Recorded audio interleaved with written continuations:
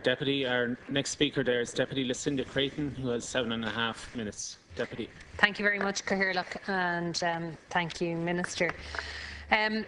I suppose I don't agree with a lot of what Deputy Grealish has said, but one point that I will pick up is my complete agreement with the contempt that has been shown for this chamber, for the House, in the way this matter has been handled over the last couple of days. I think it's really unfortunate that there's no opportunity to engage in a proper and full questions and answers session with the Minister. I think that this matter should go to the Transport Committee.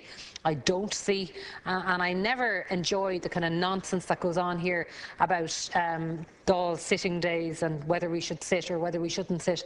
But I really find it hard to understand why we're not sitting next week, genuinely.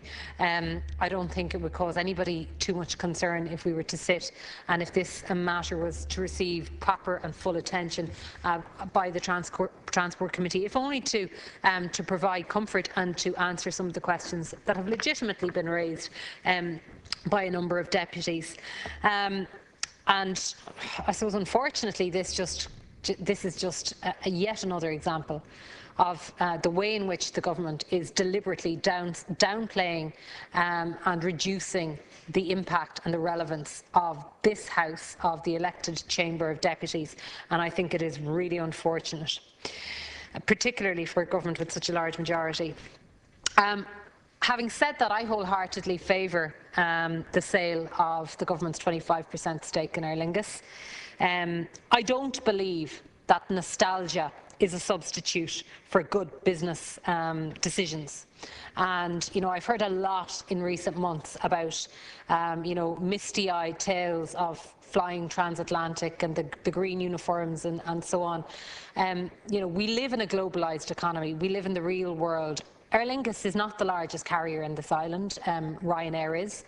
Ryanair is a business model which thrives on competition, on offering choice to consumers, and Ryanair has single-handedly transformed the opportunities that exist for Irish consumers and Irish customers. It has made air transport accessible to people who otherwise would never be able to afford it. It has opened up the world to Irish citizens. It means that the many tens of thousands of young Irish emigrants who live in other parts of Europe and other parts of the world are able to afford to travel, to come home to see their families, and their families are able to travel to see them. So competition, to my mind, is a good thing. It's to be welcomed, and I don't think that we have anything to fear. I think we also have to remember that this is not the privatisation of Aer Lingus that happened in 2006 when it was floated on the stock market. A 25% shareholding for the government is really quite meaningless, and the days of ministers dictating commercial policy to the board of Aer Lingus are over. And rightly so, because I don't believe it's the business of government to dictate to an airline company. As a nation, I think that we have to prioritise securing the future of Aer Lingus and securing the future of air travel for our citizens and for Irish customers. In the debate so far, I think there's been an absence of concern for Irish air travel customers and consumers. I think that the focus of the debate, certainly on the government benches, has been far more about protecting the electoral concerns of certain, primarily Labour Party TDs, rather than what is in the best interests of the state, what is in the best interests of Irish citizens. And I think that that is really unfortunate. I don't think that Aer Lingus is or should be the plaything of parties that are concerned about their potential performance or otherwise in the next general election. I think it's really misguided. It misses the point in terms of what this is all about, and I think that it has really ensured that certain government TDs have not showered themselves in glory in recent weeks and months.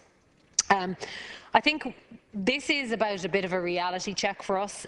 We do live in a global economy, and in a global economy, cumbersome state companies that don't evolve, that are resistant to change, fail. That's the reality, because there is always a more nimble, a more efficient, a more dynamic alternative ready to replace them. And we've seen that with Ryanair already. And the risk is that if Aer Lingus refuses or is not allowed to evolve, to adapt, to compete, and to modernise and to secure its future, and then Aer Lingus will be under severe threat in the future. I think worries about winding down Aer Lingus, that some sort of mischievous goal of IAG is to somehow reduce or downgrade Aer Lingus is just nonsensical. They want to purchase Aer Lingus because it's a viable company that has huge potential to grow, and with the right investment it can grow, but it needs that investment, and that's where IAG comes in. Because IAG is a major player, it can invest in aircraft, it can invest and open up new routes, and that's good for Ireland, it's good for Aer Lingus, it's good for Irish consumers, it's good for Irish air traffic customers, and it's good for everybody concerned. It's good for the people who work in Aer Lingus. It's good for the people who want to work in Aer Lingus in the future. It makes sense. IAG has the resources to invest in stock and aircraft that otherwise Aer Lingus will simply not have access to. And companies that can't invest and renew die. IAG has access to strategic alliances with other airlines across the world. That's something that Aer Lingus has not had. And as a customer of Aer Lingus, I find that frustrating. I find it frustrating that it doesn't have partnerships and alliances with other airlines in other parts of the world. It opens up all sorts of new opportunities, opportunities that I think are there to be embraced rather than resisted or rejected.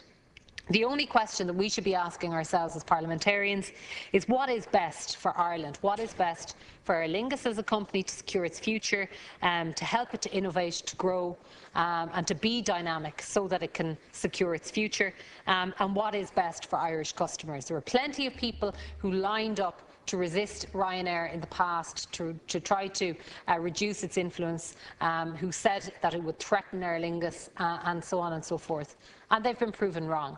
Ryanair is the best thing that has happened to Irish aviation. So I think we need to learn from the lessons of the past. We need to open our eyes to what's happening in the global economy, in the global aviation sector, and we need to embrace it. And that's why I'll be voting in favour of this, notwithstanding my annoyance, my genuine annoyance at how the government has handled this. Thank you. Thank you very much, Deputy.